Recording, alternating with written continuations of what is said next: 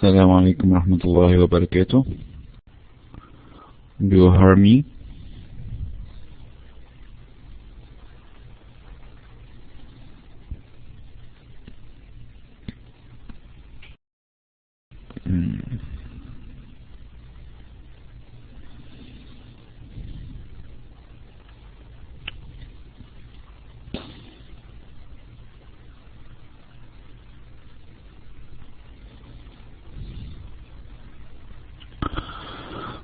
Good.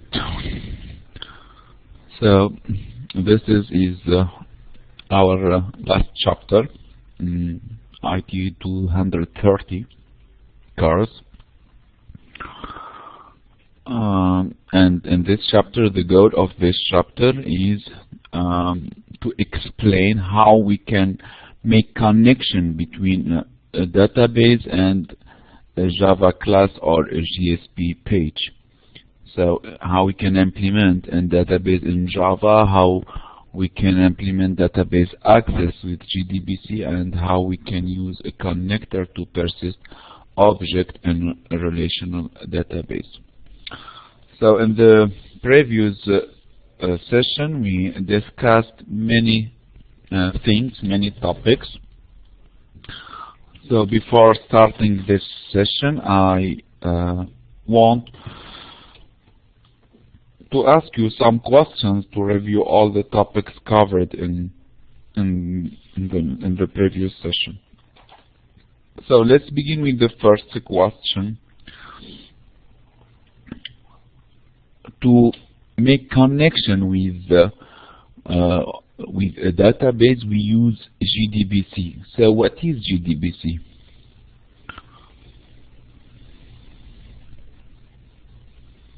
What represents JDBC?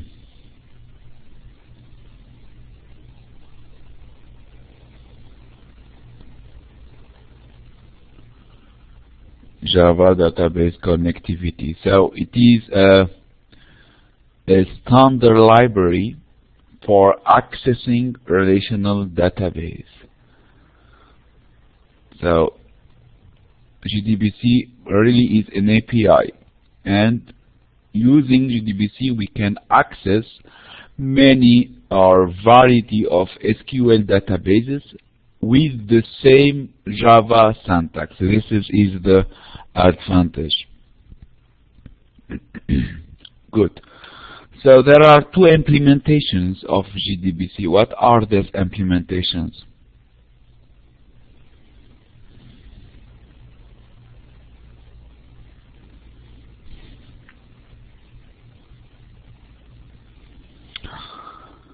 So we can use JDBC ODBC bridge, yes, or we can use directly JDBC driver. So we will use the bridge if the vendor of our database provides an ODBC driver, and we will use JDBC driver if the vendor provides directly a JDBC driver, a specific JDBC driver. Can you give me an example of a database that uses a JDBC ODBC bridge? Example of database that uses JDBC ODBC bridge. Microsoft Access. Yes, very good. Microsoft Access. And another example of a database that uses a specific JDBC driver. Another example, Oracle. Yes, Oracle, MySQL Server, Sysbase, all these databases uses JDBC specific or provides a specific JDBC driver. Okay. Now we will review the steps for database access. So there are 7 steps. Load the JDBC driver. Yes. Define the connection URL. Establish the connection. Create a statement object. Execute a query or update. Process the result set, and close the statement and connection. we will review all the steps through an example.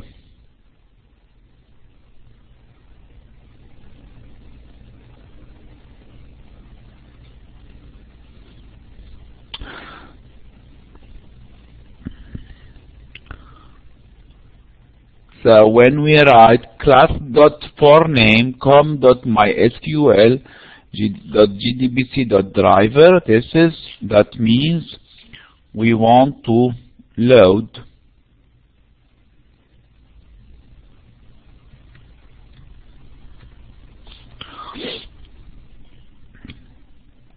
our GDBC driver. After that, we will make a connection. So here we will create an object, and this object is a connection object by driver manager.getConnection. After that, using this object connection, we will create a statement object. So statement object is created by connection.createStatement. After that, we prepare our SQL query, like select ID first, last age from employees, and using this object, we will create a result set in RS. So the result set is the result of the execution of the query. After that, using this result set, we will process this result set by while.rs.next, and we will use several methods. Get xxx, so get x with capital X, xx is the template of the method used to get the value of a column. For example, here, if our column is an integer, we will use getInt. If our column is a string, we will use getString. And here, when we write getInt, we will use a capital I. Capital I, this is the capital X. It is clear? After that, we have to close the result set, the statement, and the connection. Good. Also, in the previous session, we discussed two kinds of statement: prepared statement and callable statement. So why we use prepared statement and callable statement?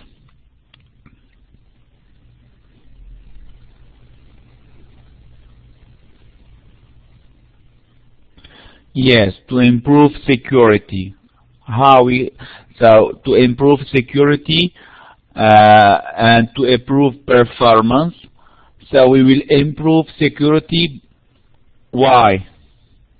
By using prepared statement and callable statement, we will improve the security of our web page, of our web application. Because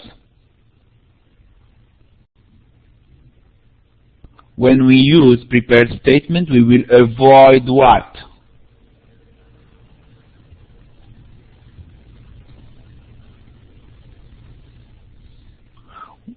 We will avoid or prevent SQL injection. Very good. Yes, we will avoid the SQL injection. So the last point of this chapter is using database transaction. This is the last topic to discuss in this chapter. So when a database is updated, by default the changes are permanently written. So for example, if we have a database and we execute an SQL query, an update query, or an insert query, so by default the changes are permanently written or committed to the database. However, this default behavior can be programmatically turned off. If auto-committing is turned off and a problem occurs with the updates, then each change to the database can be backed out or rolled back to the original values. We can make undo. Yes, yes. Committed, that means saved. But we can make auto-committing as false, as off, sorry. And after that, we can make undo, rolled back to the original values. So if the updates execute successfully, then the change can later be permanently committed to the database. This approach is known as transaction management. So transaction management, that means we will make or turn off the auto-committing, and after a change of our database, we can make roll back to the original values. This is the meaning of transaction management. It is clear?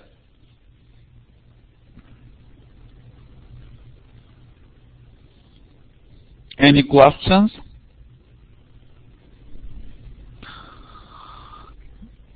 So the default for a database connection is auto-commit. Now in Java, if we create a connection, an object connection, the default behavior is auto-commit. Okay? So that is, each executed statement is automatically committed to the database. Thus, for transaction management, you first need to turn off auto-comment for the connectivity by set auto-comment false. So after creating our connection, we have to use this method to make auto-comment as false. So here we will write connection that set auto-comment false. It is clear?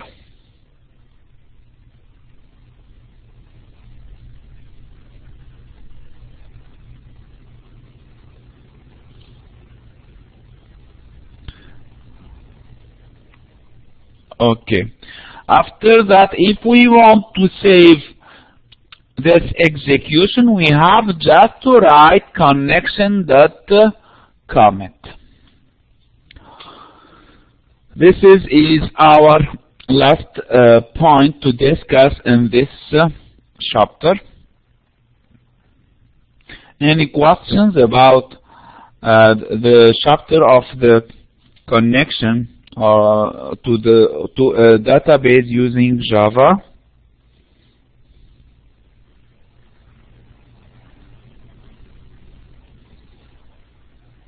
Okay. I will move now to XML chapter.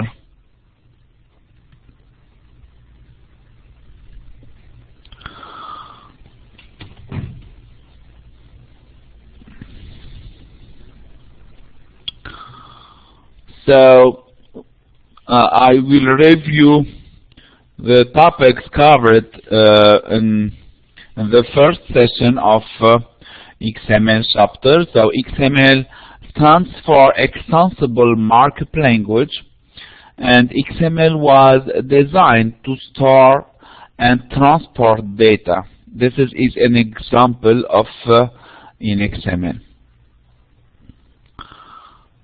So we discussed many XML syntax rules. So an XML document consists of what? Do you hear me? Are you here?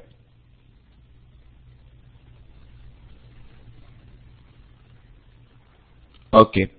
So the question is, an XML document consists of what? Markup, that means tags and references, character data. So the first thing is markup, second thing character data. Also, there are also some things. Comments, very good. So the third is comments, and C data section. Yes. So keep in mind that an XML document consists of markup, after that character data, comments, and C data section. Is clear?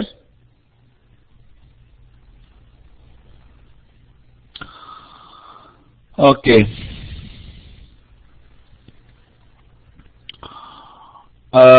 Element tags and elements. There are three types of element tags: the start of a tag, the end of the tag, and empty.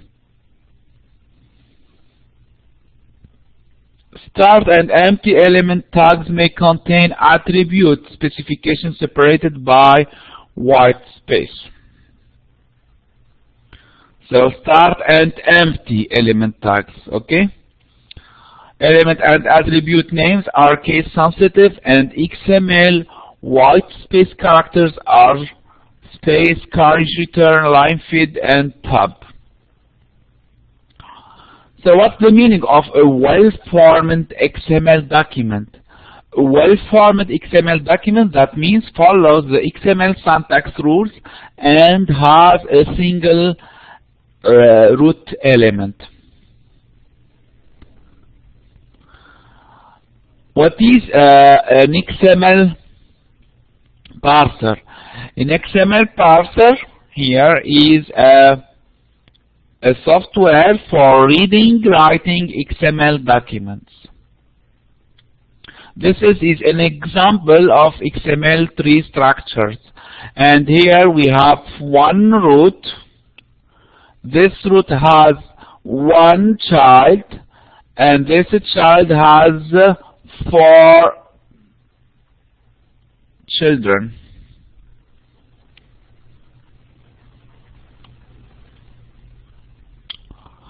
Now we will discuss XML vocabulary. So an XML document is written to an XML vocabulary. Can you give me some examples of XML vocabulary?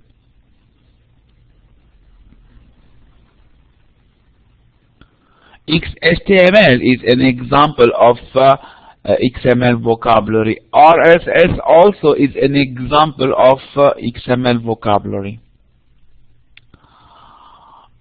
We discussed also the DTD. So DTD is used. DTD is the abbreviation of document type definition. We said that valid names and content for an XML vocabulary can be specified using natural language or DTD or XML schema.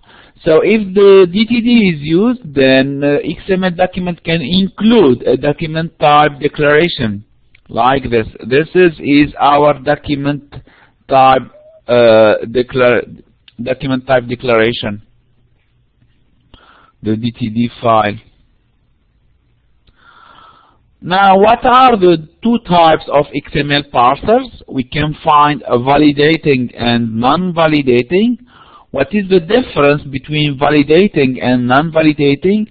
Validating requires a document type declaration, and non-validating checks that, validating requires document type declaration and generates error if document does not conform with this declaration. But for non-validating, checks that in input XML is well formed and in your external DTD. This is the difference. Any questions about all these topics?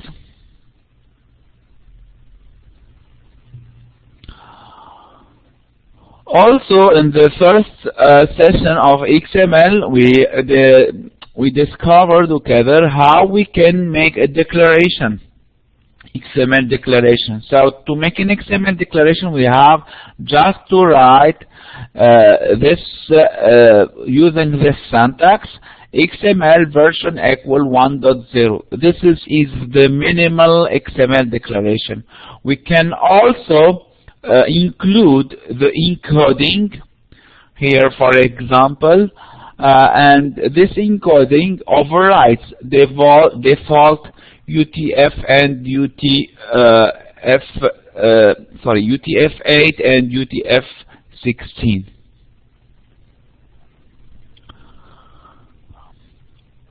Also, in the previous session, or in the first session of XML chapter, we discussed XML namespaces, and we said that XML namespace represents a collection of element and attribute names associated with an XML vocabulary. And namespace name is an absolute URI that is the name of the namespace. The default namespace of elements of a document is specified using a form of the XML-NS attribute. So here, for example, we have XML-NS attribute, and using this XML-NS, we can provide the default namespace of elements of my HTML. So in our example, the namespace is XHTML.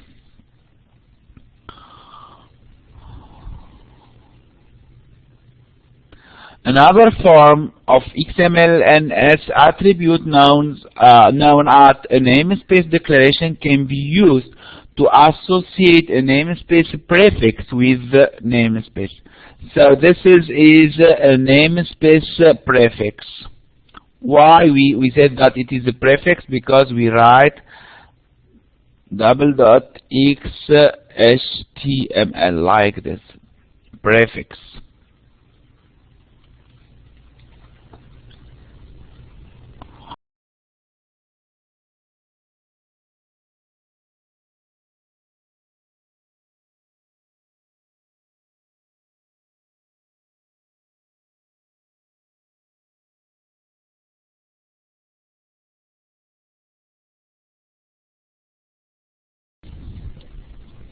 Do you hear me?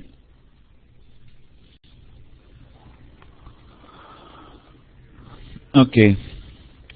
So this is an example use of namespace prefix.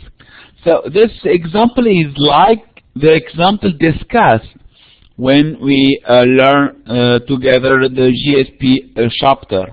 And in this GSP chapter, we will write GSP, after that the tag, and C after that tag. Okay. So this is an example of use of namespace prefix. So in this example, this file is what? This is an RSS file, and we want to use an anchor that belongs to XHTML and not RSS. For this reason, we will write XHTML-A and XHTML-A. So A, this is an element that belongs to XHTML vocabulary and not to RSS vocabulary. It is clear why we use the namespace prefix?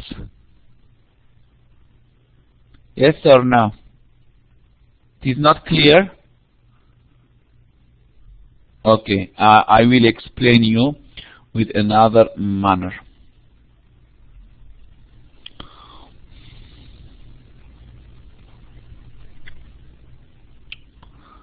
So this is an example of RSS element. Okay.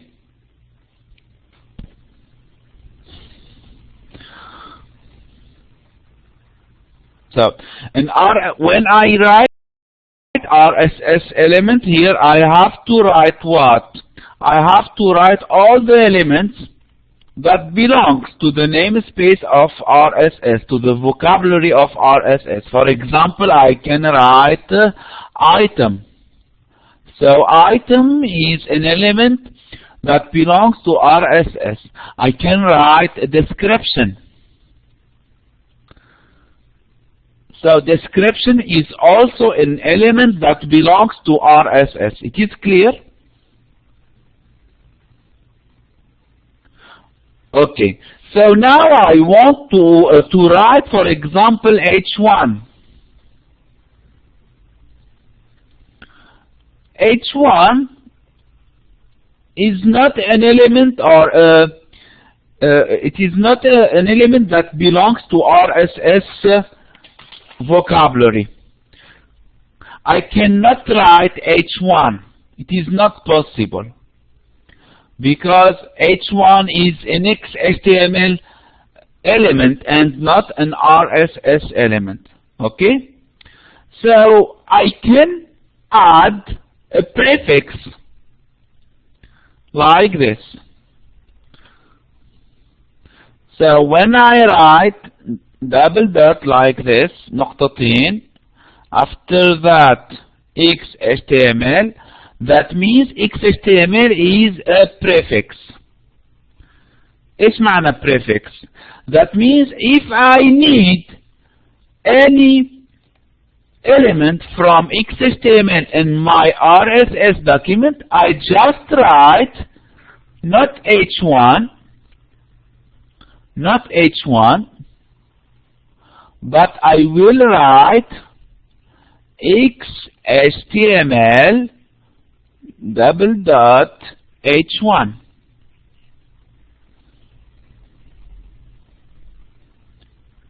This is the prefix. It is clear?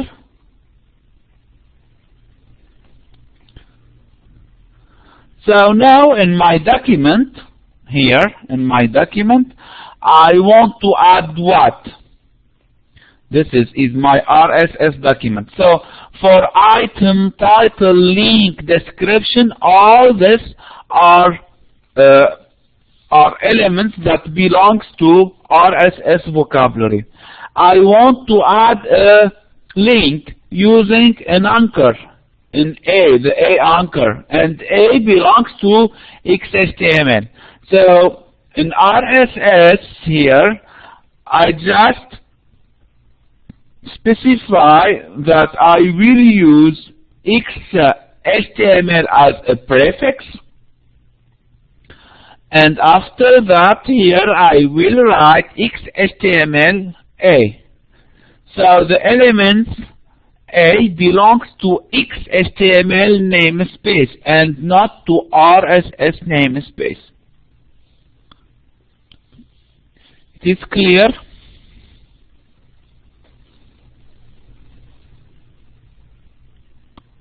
Okay. So in a namespace or XML application, all elements and attribute names are considered qualified names. So a qualified name has an associated expanded name that consists of a namespace name and a local name. The local name is the qualified name with any namespace prefix removed. For example, in XHTML A is the local name. Another example, item is a qualified name with expanded name null item. Here null, that means we have not provided the namespace. And item is the qualified name. Another example, XHTML A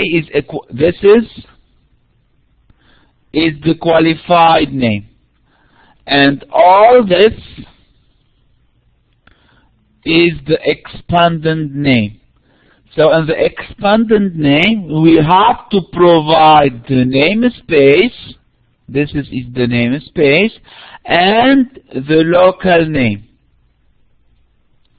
It is clear what's the meaning of qualified name expanded name, local name. I repeat. Yes, of course. So here we discussed three things: expanded name,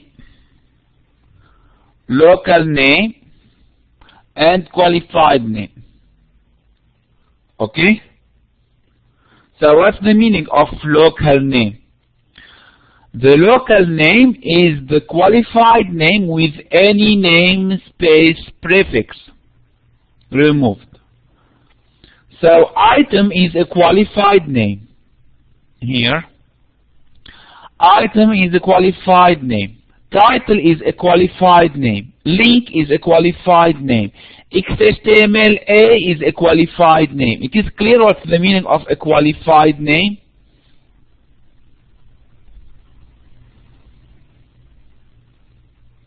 This is the meaning of a qualified name. After that, local name. So what's the meaning of local name? We are here. Local name. So the local name is the qualified name with any namespace prefix removed.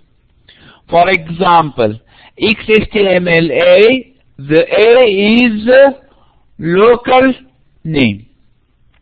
For item, item also is the local name.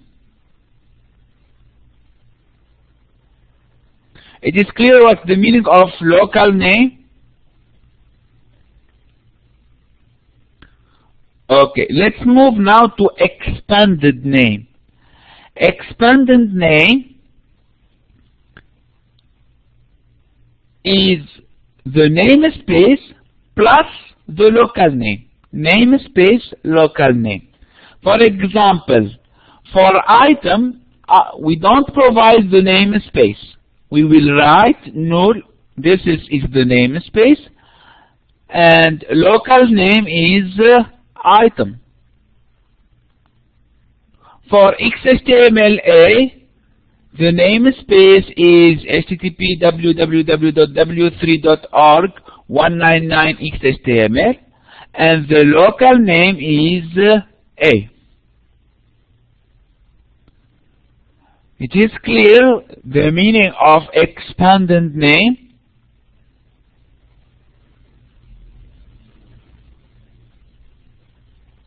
Okay, so expanded name, I will move here.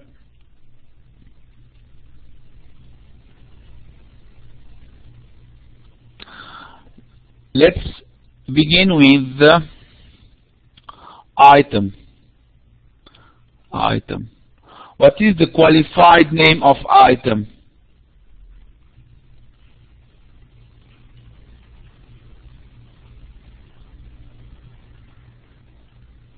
So what is the qualified name here? Is item. Okay. Now the local name.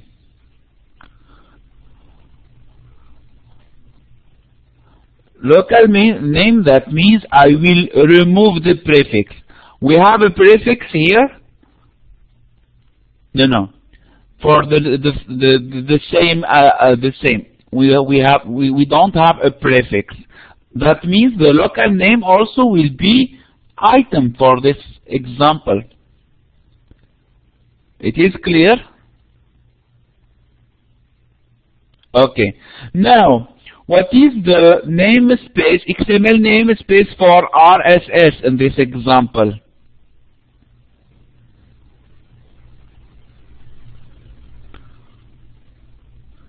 This example. What is the XML namespace of RSS? There is an XML namespace? A namespace here for RSS? Yes or no?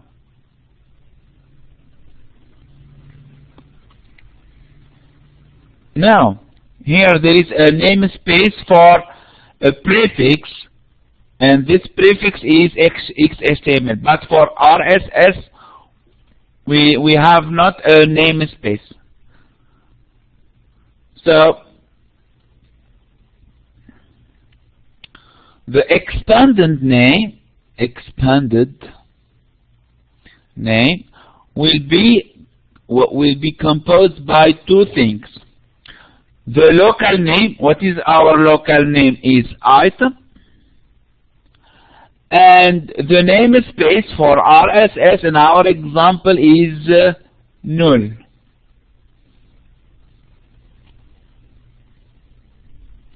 It is clear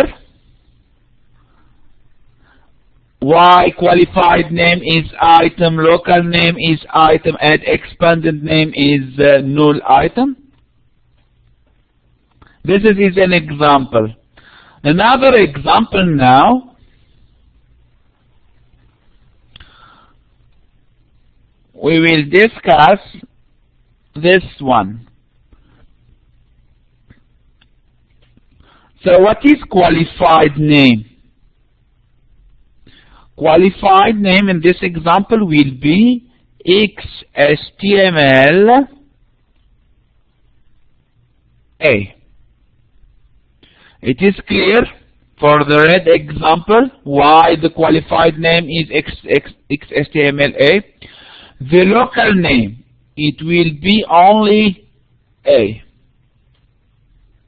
So the local name, we will remove the prefix. Okay? After that, the expanded name. Here we have to write A, and here we have to write the namespace.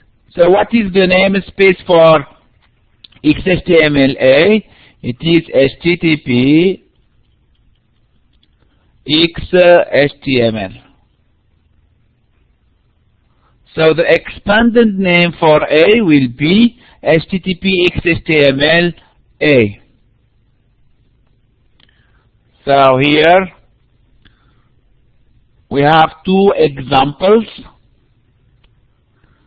For item, the expanded name will be like this. And for XHTML, the expanded name will be like this. It is clear?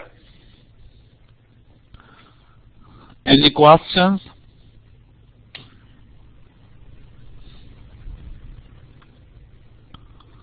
Okay. There are many other namespace usage, so a namespace can be declared and used on the same element like this. So this is a declaration of an S1, and we can use also an S1 in the same element.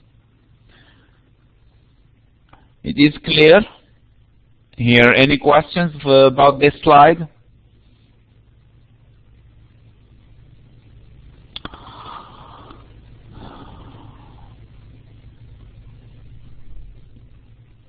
So a namespace prefix can be redefined for an element and its content. So here, for example, we redefine the namespace. This is a redefinition of an S1. So we can redefine the namespace. Let's move now to Ajax. Ajax is the abbreviation of asynchronous JavaScript and XML combination of XHTML, XML, CSS, JavaScript, JavaScript DOM, and XHTTP request in asynchronous mode. So Ajax is about updating parts of a web page without reloading the whole page. This is the meaning of Ajax. مفهوم معنى Ajax? So keep in mind that Ajax is asynchronous JavaScript and XML, and it is a combination of XHTML, XML, CSS, JavaScript, JavaScript DOM, and XML HTTP request. So JavaScript DOM can be used to process XML documents, And JavaScript XML DOM processing is often used with XML HTTP request. Host object, that is a constructor for other host objects, and sends an HTTP request to server, receives back an XML document. So we will use XML HTTP request to send an HTTP request to the server and to receive back an XML document. الفكرة واضحة about Ajax. ليش بنستعمل Ajax في الويب as a combination of web technologies.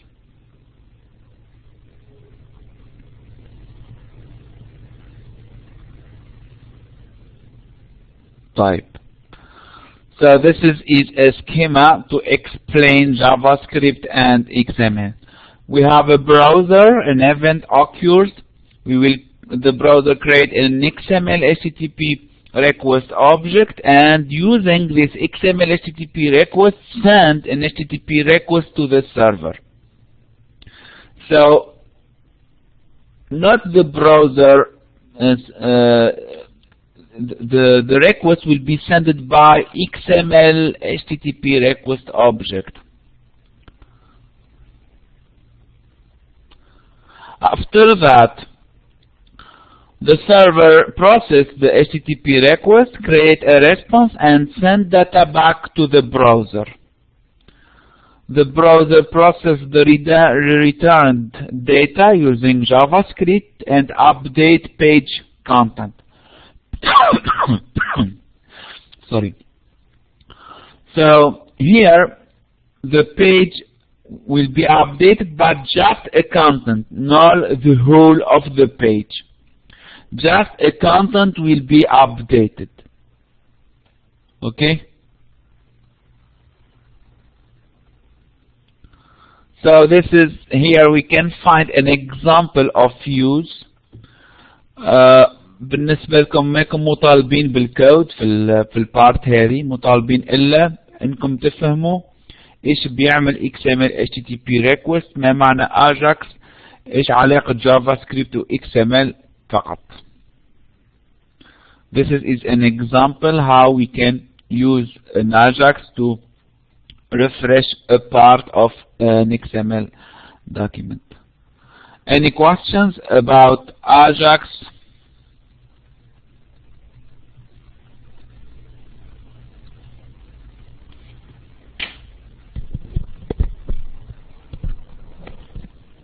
Any questions? Okay. Now let's move to Java-based DOM. So Java DOM API defined by org.w3c.dom package and semantically similar to JavaScript DOM API, but many small syntactic differences. For example, nodes of DOM tree belong to classes such as node document element text, and JavaScript non-method properties accessed via Java methods. Example, parent node accessed by calling getParentNode.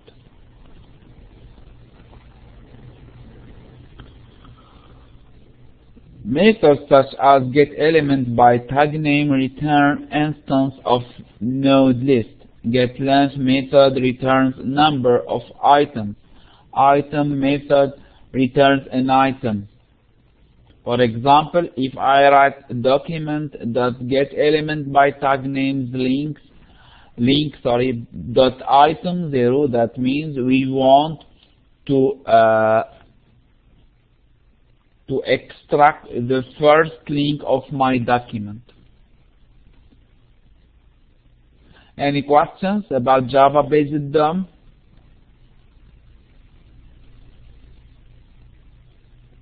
هنا أيضا الكود ما كم مطالبين فيه.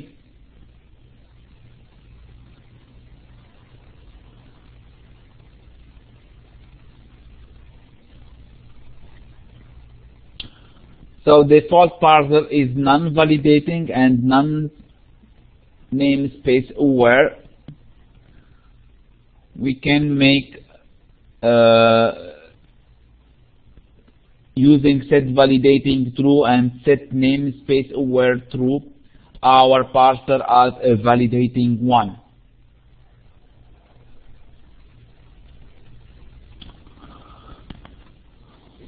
Any questions about Java-based DOM and parsers? Okay.